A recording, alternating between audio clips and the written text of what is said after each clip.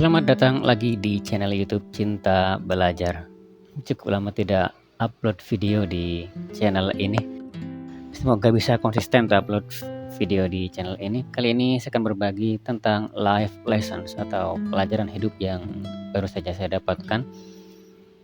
Sebenarnya sebelumnya sudah dapat dulu dan itu merubah mindset saya, merubah lifestyle hidup saya, dan ternyata ada definisi baru sehingga ada perubahan lagi untuk saat ini.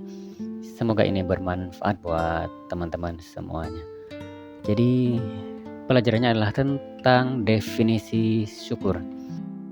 Sebelumnya dulu saya mendapatkan definisi syukur ini adalah bahwa syukur itu adalah berbahagia atau mengapresiasi.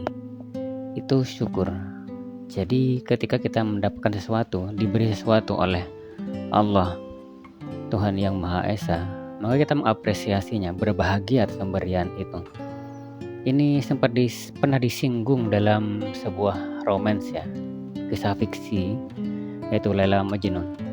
Jadi ketika seorang raja bilang kepada Majnun, "Wahai Majnun, lupakan Laila, apa yang kamu minta akan kuberikan," begitu kata raja.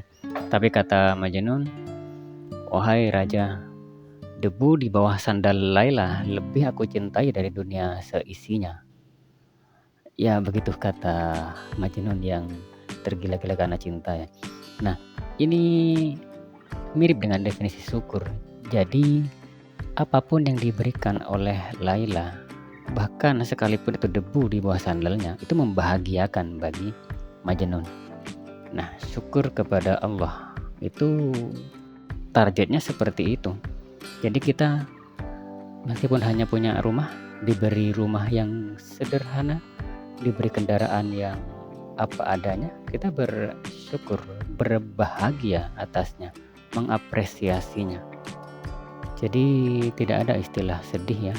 Ini juga ada kisah dalam cerita Nabi Musa, di zaman Nabi Musa ya.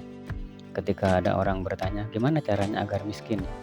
Dan nasihatnya itu, berhentilah bersyukur. Kata dia, bagaimana bisa berhenti bersyukur? Aku punya tangan, punya kaki, punya mata.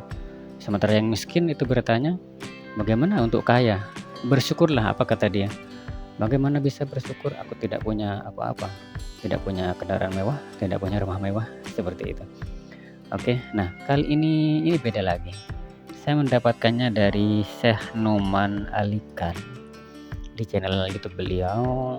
Jadi beliau menjelaskan bahwa syukur itu bukan hanya di lidah, tapi dilakukan. Ini sesuai ternyata dengan perintah Allah dalam surat Saba ayat 13. Saya baca tafsirnya di NU online, ternyata memang benar. Jadi kita itu diperintah untuk melakukan sesuatu. Kalau penjelasan Syekh Numan Alikan, kita ini kan sebaik-baik hamba itulah yang bermanfaat bagi manusia lainnya. Nah, maka yang disebut dengan syukur itu adalah apa yang kita punya hari ini itu manfaatkan untuk menjadi bermanfaat untuk orang lain. Bahkan Syekh Numan Alikan bilang, jangan bilang cukup sampai di sini. Misalkan kita punya 10 cabang restoran, sudah cukup dengan begitu.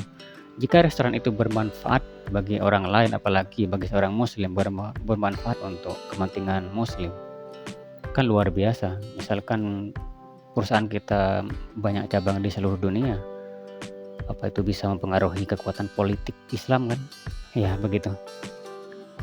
Berikut penjelasan di NU online, kita lihat bersama. Ini saya tunjukkan penjelasannya, tapi saya tidak akan menjelaskan tafsir ini karena itu bukan kapasitas saya. Saya hanya berbagi manfaat yang saya dapatkan dari mendapatkan ilmu baru ini, definisi tentang syukur ini. Jadi tiap hari itu kan saya dan tentu teman-teman juga itu kan selalu upgrade diri ya, tambah skill, entah itu mengupgrade skill yang sudah kita miliki. Seperti saya sekarang sedang upgrade skill fotografi, videografi, skill bahasa Arab, dan kemampuan pengetahuan agama juga begitu. Nah, dalam dunia fotografi kan itu untuk bisnis, untuk kepentingan finansial begitu, keuangan. Jadi kadang pernah saya berpikir itu andai saya punya alat yang mahal ya, mungkin saya akan mendapatkan hasil yang banyak, berpikir begitu. Tapi setelah saya mendengar kata beliau ini, ternyata mindset itu mindset yang salah. Jadi kesalahan mindset itu memang cukup fatal ya. Bayangkan kalau mindsetnya sebegitu terus, berarti kan tidak akan pernah berkarya lagi. Tapi dari penjelasan beliau ini, berarti kan apapun yang saya punya. Nah, dan itu terbukti memang dulu waktu saya masih aktif di dunia menulis, saya pun nulis seadanya, belum ada laptop ke warnet. Dan ya alhamdulillah dapat penghasilan dari menulis itu.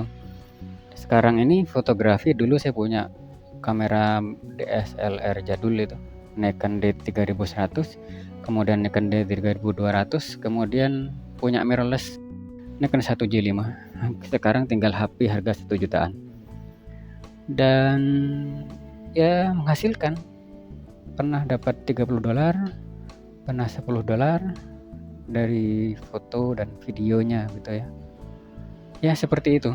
Maka memang kita ini tidak perlu menunggu perfect. Apa yang kita punya sekarang itu manfaatkan untuk bermanfaat untuk orang lain. Kalau istilah Syekh Noman Al-Ikan itu empowering others.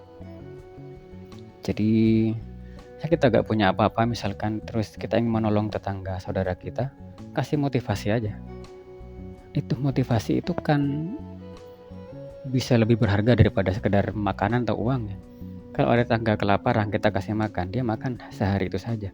Tapi kalau kita ngasih solusi, bisa jadi dia sendiri bisa menjadi kaya, bukan hanya makan untuk dirinya, tapi dia bisa ngasih makan keluarganya, bahkan orang miskin di satu negara bisa jadi.